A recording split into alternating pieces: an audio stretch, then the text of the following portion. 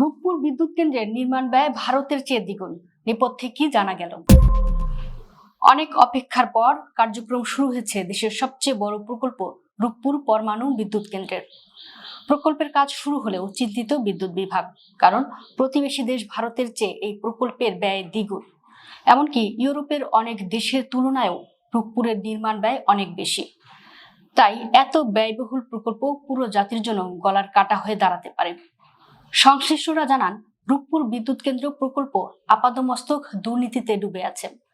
বালিশকাণ্ড থেকে শুরু করে এমন কোনো দুর্নীতির অভিযোগ নেই যা এই প্রকল্পকে কেন্দ্র করে হয়নি।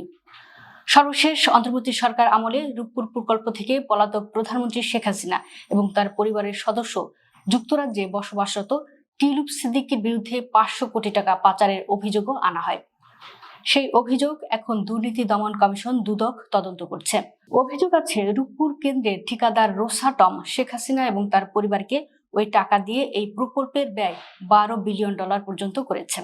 অথচ অন্যান্য দেশে 2400 মেগাওয়াটের পরমাণু বিদ্যুৎ কেন্দ্র করতে $4 বিলিয়ন বেশি খরচ হয় না। এখন পুরো জাতির কাছে এই প্রকল্প ব্যয় একটি বড় ধরনের বোঝা। আর আওয়ামী লীগ সরকারের আমলের এই বোঝা এখন এসে পড়েছে বিএনপি সরকারের কাঁধে।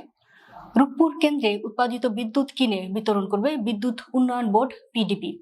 ওই সংস্থার একজন পদস্থ কর্মকর্তা নাম প্রকাশ না করার শর্তে গণমাধ্যমকে জানিয়েছেন, রূপপুর কেন্দ্রের প্রচুর অনিয়মের অভিযোগ আছে।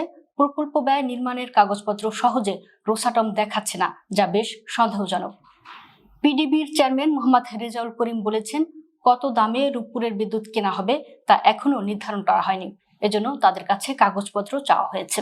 ট্রান্সপারেন্সি ইন্টারন্যাশনাল বাংলাদেশ টিআইবি নির্বাহী পরিচালক ডক্টর ইফতেখারুজ্জামান বলেন, রূপপুর প্রকল্পে শেখ হাসিনা পরিবারের দুর্নীতির অভিযোগ বেশ আলোচিত। বিভিন্ন মিডিয়ায় খবরে বলা হয়েছে, রূপপুর প্রকল্পের দুর্নীতির সঙ্গে টিউলিপ সিদ্দিকী জড়িত। বর্তমান সরকার দুর্নীতির বিরুদ্ধে জিরো টলারেন্স নীতি ঘোষণা করেছে। তাই বর্তমান সরকারের উচিত এই প্রকল্প নিয়ে আরো অধিকতর অনুসন্ধান করা। তিনি বলেন, কোন প্রকল্পের ব্যয় বৃদ্ধি মানে দুর্নীতির সুযোগ করে দেওয়া। অনেক প্রকল্পের মতো রূপপুর প্রকল্প তাই করা হয়েছে। সুতরাং বিষয়টিকে সেভাবে দেখে তদন্ত করা দরকার। সংশ্লিষ্টরা জানান, আওয়ামী লীগ সরকারের আমলের মেগা দুর্নীতির একটি হচ্ছে রূপপুর প্রকল্প।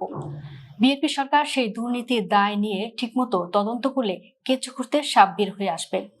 মঙ্গলবার রূপপুর কেন্দ্রের একটি ইউনিটের জ্বালানি লোড করা হয়।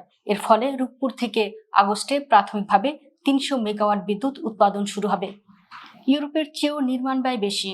ওয়ার্ল্ড নিউক্লিয়ার এজেন্সি সহ বিভিন্ন মাধ্যমে জানা যায়, ভারত, রাশিয়া, তুরস্ক, জাপান, দক্ষিণ কোরিয়ায় পারমাণবিক বিদ্যুৎ কেন্দ্রের প্রতি ইউনিট নির্মাণ ব্যয় $1,556, বাংলাদেশি মুদ্রায় 1,91,000 টাকা থেকে $5,081, $6,24,000।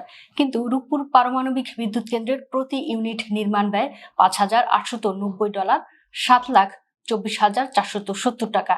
এমনকি যে রাশিয়ার প্রযুক্তিতে রূপপুরে নির্মিত হচ্ছে, সেখানেও একই প্রযুক্তির বিদ্যুৎ কেন্দ্রের প্রতি ইউনিট নির্মাণ ব্যয় $4,075।